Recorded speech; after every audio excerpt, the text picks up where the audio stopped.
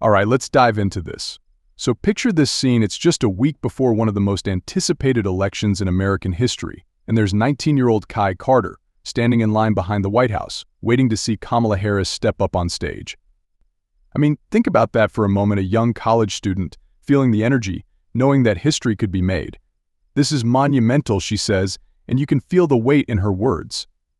She's there with her friends from Howard University, the same college Harris graduated from. It's like being part of a legacy, right?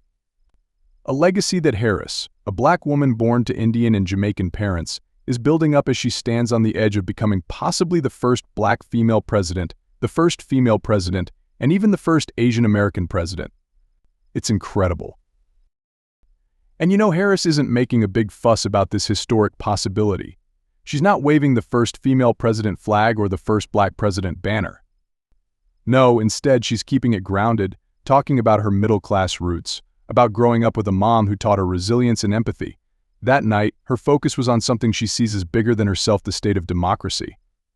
She painted this election as a choice between, essentially, two visions for America, one that embraces freedom for everyone and one that, in her view, leans toward division and chaos. And you could feel the urgency, the sincerity, in her words as she stood there addressing the crowd. Unlike Hillary Clinton back in 2016, Harris is making a deliberate choice here. She's not running on identity politics or her gender. It's actually quite a departure. Clinton famously centered gender in her campaign, highlighting the historic nature of her candidacy. But Harris, she's navigating a country even more polarized than it was 8 years ago. Instead of leaning into her identity, she's leaning into the issues, trying to connect with people through the policies she wants to enact. This approach isn't accidental, it's strategic. Harris wants to be a president for all Americans. That's what she's aiming for. She wants to bridge gaps, and by not focusing on gender, she's emphasizing that her leadership is about everyone, not just those who might identify with her background. And look at what Democratic State Representative Lori Pohutsky had to say. She's from Michigan, and she's been in the trenches fighting for abortion rights and other critical issues. Pohutsky ran for office after watching Trump's campaign against Clinton in 2016, which she saw as overtly misogynistic. She's fought hard for women's rights in her state, yet even she believes that focusing too much on gender can be a disservice. She agrees with Harris's approach. To Pohutsky, it's not about being a woman but about the policies and the work. We're long overdue for a female president, she says, and yeah, we all know that's true. But she believes Harris's qualifications and values are what people are really looking at. They're voting for her because of her record, not just her gender. But let's be real, Harris's identity has been weaponized against her. Throughout her career, she's faced misogyny and racism. Republicans have mocked her by mispronouncing her name or dismissively calling her a DEI hire. Even Trump himself tried to stir up controversy, questioning her racial identity. It's classic Trump. He's using these personal attacks to distract, to rile up his base, and to draw media attention. It's a pattern we've seen before. And for Harris, it means constantly having to stay above that noise, to stay focused on her message without getting dragged into these identity-based debates. This isn't new, though. Just think about the way women in politics are treated in general. Christina Reynolds from Emily's List, an organization that supports pro-choice female Democrats, has seen it all. She points out that women are more often attacked personally, while male candidates tend to get criticized based on their policies. It's like there's this double standard. Women, especially women of color, are expected to be likable and competent, but men can be one or the other and still be successful. Research backs this up too, by the way. Women in power are seen as less likable, especially if they're successful middle-aged women. Remember back in 2016, Trump calling Clinton a nasty woman and commentators telling her to smile more? It's all part of that same double standard.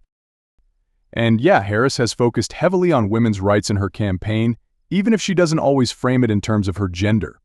She made headlines by being the first vice president to invite abortion providers to the White House, and she visited one herself. After the overturning of Roe v. Wade, which threw the issue of abortion back to the states, many Americans became more concerned about women's rights. A majority in a recent poll support the right to abortion in most cases, and Harris's message, "We are not going back," resonates with them. During the Democratic National Convention, 3 women shared their stories on stage about the impact of restrictive abortion laws, and it was a powerful reminder of what's at stake. Harris also brought up policies aimed at helping the sandwich generation, people, often women, who are caring for both aging parents and young children. It's a real struggle, and she gets it because she lived it, caring for her mother before she passed away. Harris has plans for expanding Medicare to cover home health care, making it easier for families to take care of loved ones without sacrificing their own well-being. So while she doesn't always bring up her gender, her policies reflect an understanding of issues that disproportionately affect women. At the same time, Harris is campaigning in a country where Trump, her opponent, has openly threatened violence against political rivals, and she's taking a different approach, emphasizing unity and her to-do list for the country over personal grievances or vendettas. It's a stark contrast, and she's promising to lead in a way that focuses on healing and progress rather than division. It's been a journey, and Harris's candidacy represents real progress. We've come a long way in terms of representation, and her presence on the stage is proof of that. Just think back to when Biden gave his first address to Congress with both Harris as Vice President and Nancy Pelosi as Speaker of the House sitting behind him. That visual alone was a powerful symbol. The numbers are telling the same story. There were 105 women in Congress back in 2017, and now there are 150. We're seeing rising stars like Alexandria Ocasio-Cortez and Jasmine Crockett who are challenging norms and showing that women's voices in politics are here to stay. Of course, there's still more work to be done. But as Christina Reynolds says, people don't automatically assume a candidate is a man anymore, and that's a big shift. It's a sign that things are changing, even if slowly. It's like Harris's campaign is a reflection of that. It's historic, it's a turning point, but it's also rooted in the issues and values that matter to people. As she wrapped up her address in Washington, D.C., one voter, Elaine Callahan, stood in the crowd and expressed what many were feeling. She's an independent, not traditionally a Democrat, but she felt compelled to support Harris. It is historic, she said. Yes, but she's also cautious. She remembers 2016, how Clinton was poised to win but didn't, and she's praying that this time, things turn out differently.